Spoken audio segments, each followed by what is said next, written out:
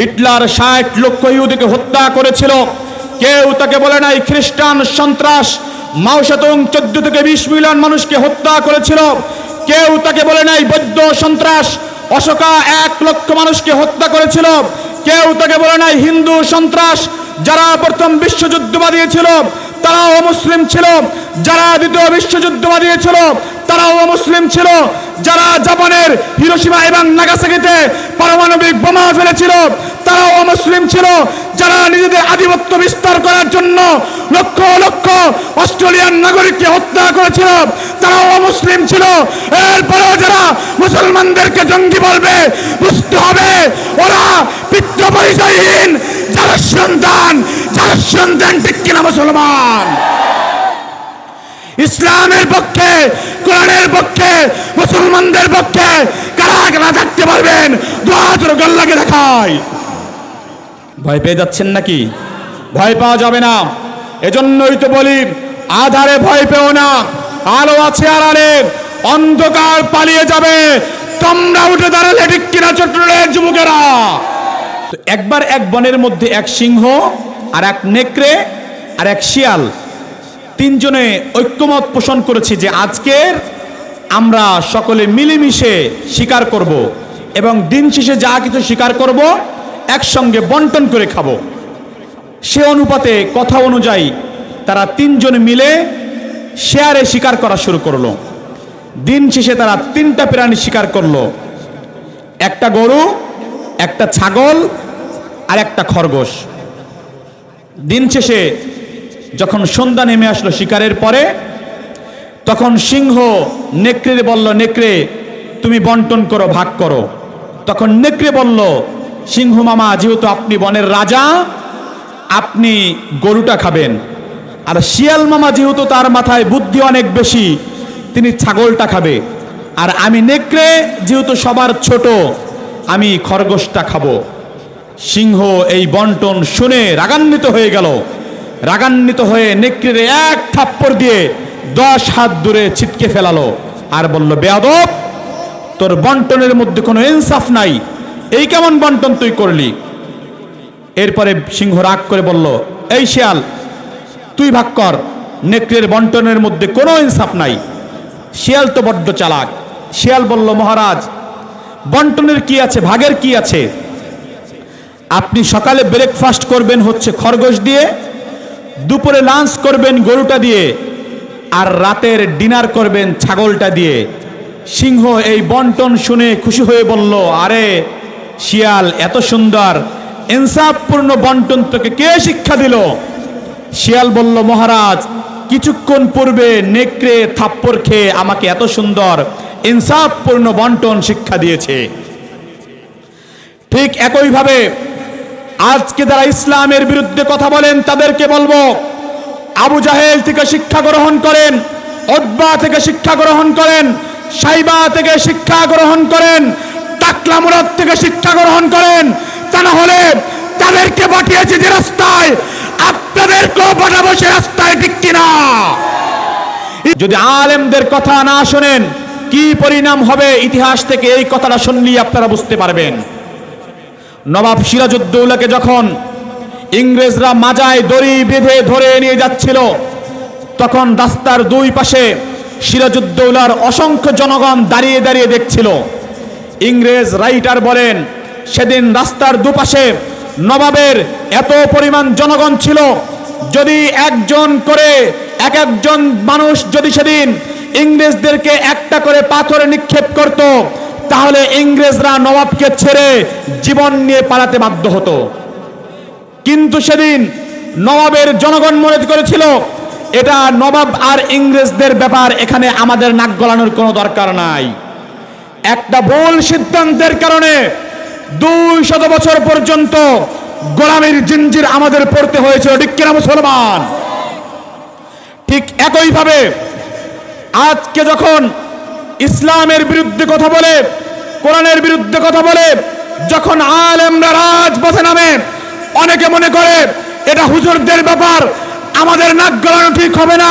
তাদেরকে বলি, যদি আলেমদের সঙ্গে রাজপথে নামতে না পারেন, একটা সময় এমন আসবে আপনি নিরাপদ থাকবেন না, আপনার মা নিরাপদ থাকবে না, আপনার বোন নিরাপদ থাকবে না, এমনকি বাংলাদেশে ইসলামও নিরাপদ থাকবে না। ঠিক কিনা মুসলমান? কোরআন শুধুমাত্র মৃত্যু মানুষের মাথার কাছে পড়বার জন্য নাজিল হয় নাই। কোরআন নাজিল হয়েছে জীবিত মানুষকে পথ দেখিয়ে জান্নাতে নিয়ে যাওয়ার জন্য। ঠিক কিনা মুসলমান? আজকে এই কোরআনকে আমরা তাবিজের বই বানিয়ে নিয়েছি, যে কারণে বিশ্বের প্রান্তে প্রান্তে মুসলমান লাঞ্ছিত, বঞ্চিত, অপমানিত, নিগৃহীত, নিষ্পেষিত। ঠিক কিনা মুসলমান? আমার নবীর নাম ছিল মুহাম্মদ, বাবার নাম ছিল আব্দুল্লাহ, দাদার নাম ছিল আব্দুল মুত্তালিব বিন হাশিম বিন আব্দ মানাফ বিন কুসাই বিন কিলাব বিন মুররাহ বিন কাব বিন লুআই বিন গালিব বিন ফেহের বিন মালিক বিন নাযারা বিন কিনানা বিন খুদাইমা বিন মুদরিকা বিন ইলিয়াস বিন মুজার বিন নাজার বিন মাআদ বিন আদনান বিন আওয়াদ বিন হামাইসা বিন সালামান বিন আউস বিন বাউস বিন কমওয়াল বিন উবাই বিন আওয়াম বিন নাশিদ বিন হিজা বিন বালদাস বিন ইয়াদলাফ বিন তাবিখ বিন জাহিম বিন নাহিশ বিন মাখি বিন আইজি বিন আবকর বিন উবাইদ বিন আদ-দুআ বিন হামাদান বিন সাম্বার বিন ইয়াসরবি বিন ইয়াহজান বিন ইয়ালহান বিন ইরআবি বিন আইজি বিন জিশান বিন আইসর বিন ইহাম বিন নাহিশ বিন জারিহ বিন সামি বিন মাজি বিন ইয়দ বিন ইরাম বিন কিদার বিন ইসমাইল আলাইহিস সালাতু ওয়াসসালাম বিন ইব্রাহিম আলাইহিস সালাতু ওয়াসসালাম বিন আযর বিন নাহুর বিন সারুজ বিন দাউদ বিন ফাইর বিন আবির বিন আরফাকশা বিন শাম বিন নূহ আলাইহিস সালাতু ওয়াসসালাম বিন লামেকে বিন মাদশালিক বিন ইদ্রিস আলাইহিস সালাতু ওয়াসসালাম বিন ইয়ারুদ বিন মাহলাইন বিন কিনান বিন আনুশ বিন শীশ আলাইহিস সালাতু ওয়াসসালাম বিন আদম আলাইহিস সালাতু ওয়াসসালাম বিন আদম আলাইহিস সালাতু ওয়াসসালাম। সংরক্ষিত অবস্থায় আছে না? আমার নবীর প্রত্যেকটা অঙ্গ প্রত্যঙ্গ কেমন ছিল আমরা সেটাও বলতে পারি না? আমার নবী কেমন ছিল জানেন? Did you know how was my prophet Muhammad সাল্লাল্লাহু আলাইহি ওয়াসাল্লাম? আপনারা কি জানেন আমার নবী কেমন ছিল? তিনি ছিলেন মধ্যম আকৃতির সুঠাম দেহের অধিকারী একজন পুরুষ। তার গায়ের রং ছিল শুভ্র লালিমা মিশ্রিত। তার চুলগুলো ছিল কাঁধ পর্যন্ত প্রলম্বিত, হালকা হালকা কোঁকড়ানো। তিনি যখন তার চুলে তেল নিয়ে আঁচড়াতেন মনে হতো মৃদুবন্ধ ঢেউ দেখা যাচ্ছে। তার চোখের পাপড়িগুলো ছিল ফুটন্ত গোলাপের এক একটা পাপড়ির মতো। তিনি যখন চোখের পলক ফেলতেন মনে হতো ভোরের স্নিগ্ধ হাওয়ায় গোলাপ পাপড়ি যেন দোল খাচ্ছে। তার চোখের সাদা অংশ ছিল শুভ্র সাদা, কালো অংশ ছিল কৃষ্ণ কালো।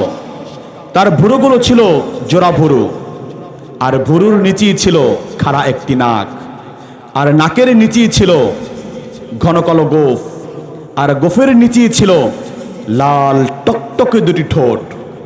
তিনি যখন মুচকি হাসতেন গোটা বিশ্ব অবাক নয়নে তাকিয়ে থাকতো। গোটা বিশ্বে কেমন যেন বিদ্যুৎ চমকাচ্ছে। আল্লাহ তাআলা তার হাবিবকে সর্বোৎকৃষ্ট অবয়ব সহকারে সৃষ্টি করেছিল, ঠিক কিনা? কেমন চেহারা ছিল? আম্মা জান আয়েশা রাদিয়াল্লাহু তাআলা আনহাকে একদিন মদিনার মহিলারা জিজ্ঞাসা করলো, আয়েশা, ইউসুফ আলাইহিস সালামের চেহারা এত সুন্দর ছিল, তার চেহারা দেখে মিশরের মহিলারা ফিঙ্গার কেটে ফেলেছিল, আঙুল কেটে ফেলেছিল। আয়েশা, আমার নবীর চেহারা কেমন ছিল একটু বলো তো। আম্মা জান আয়েশা রাদিয়াল্লাহু তাআলা আনহা তিনি বলল, গো মহিলারা শোনো শোনো, ওই মজলিসে ইউসুফ আলাইহিস সালাতু ওয়াস সালাম না হয়ে যদি আখিরি জামানার পয়গম্বর হতো তাহলে ওই মহিলারা আঙুল না কেটে তাদের কলিজা কেটে ফেলতো। আঙুল না কেটে কলিজা কেটে ফেলতো। এত সুন্দর অবয়ব সহকারে আল্লাহ তাআলা তার প্রিয় হাবিবকে পাঠিয়েছিল। শুধু এখানেই শেষ নয়, আল্লাহর নবীর প্রত্যেকটা অঙ্গ প্রত্যঙ্গ কেমন ছিল কোরআন থেকে আমরা সেটাও বলতে পারি। কোরআনকে যদি প্রশ্ন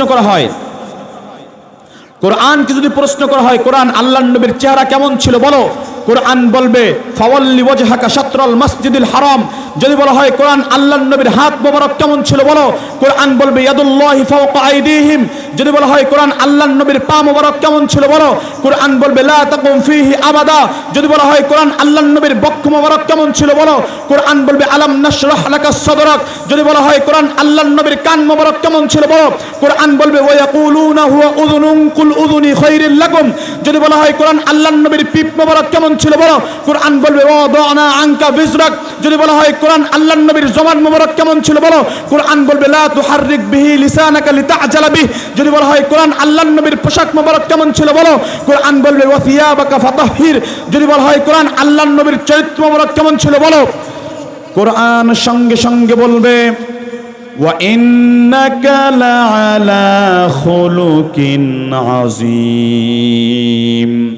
হে নবী, আমি কি আপনাকে উত্তম চরিত্র সহকারে সৃষ্টি করি নাই?